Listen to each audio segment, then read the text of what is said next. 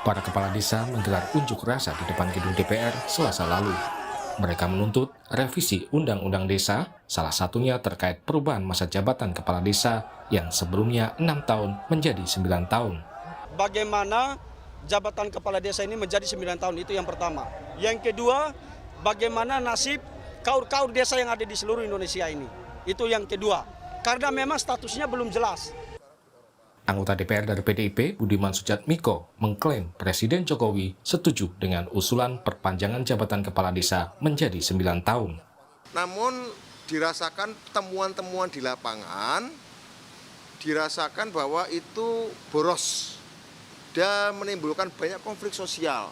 Karena kalau kita bilang kepala desa kan dengan tetangga sendiri, dengan saudara sendiri, itu kadang-kadang 3 tahun, 2 tahun pertama itu nggak selesai konfliknya, sehingga sisa 3 tahun atau sisa 4 tahun itu nggak cukup untuk membangun desa. Sementara harus pilkades lagi. Nah, sehingga kemudian relatif hanya kerja konsentrasi bangun desa 2 tahun atau 3 tahun.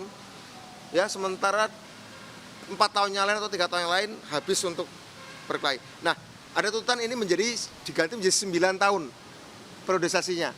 Ya, bisa kali 2 atau terserah lah ya. Tapi jabatannya nggak lagi 6 tahun periodisasinya.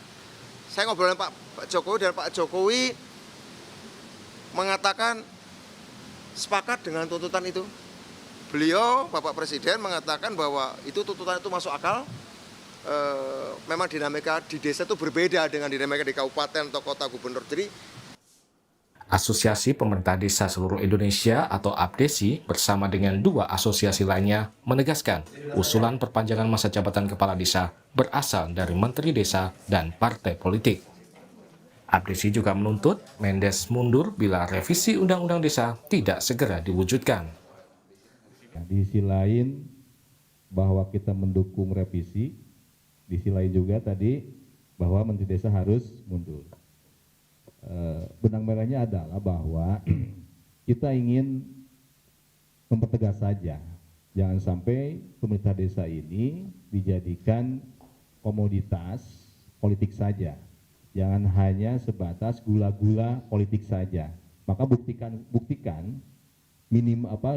di bulan Oktober itu masuk prolegnas tidak tentang revisi itu, dan perlu digarisbawahi bahwa revisi Undang-Undang Desa itu bukan hanya sekedar pasal 39 perpanjangan masa jabatan, masih ada hal-hal yang lain yang bentuknya membangun kedaulatan juga kesejahteraan bagi desa. Itu yang lebih penting, menurut saya seperti itu. Nah, kaitan Pak Menteri Desa, ya karena kami menganggap bahwa 3 organisasi ini dengan statement-statement beliau, ya, yang seolah-olah menjadi sebuah kepastian, maka di bawah menjadi sebuah gaduh, termasuk aksi yang kemarin. Kita sangat malu lah, dicibir, dicaci maki, dibully oleh warga masyarakat desa kan di medsos itu sangat luar biasa.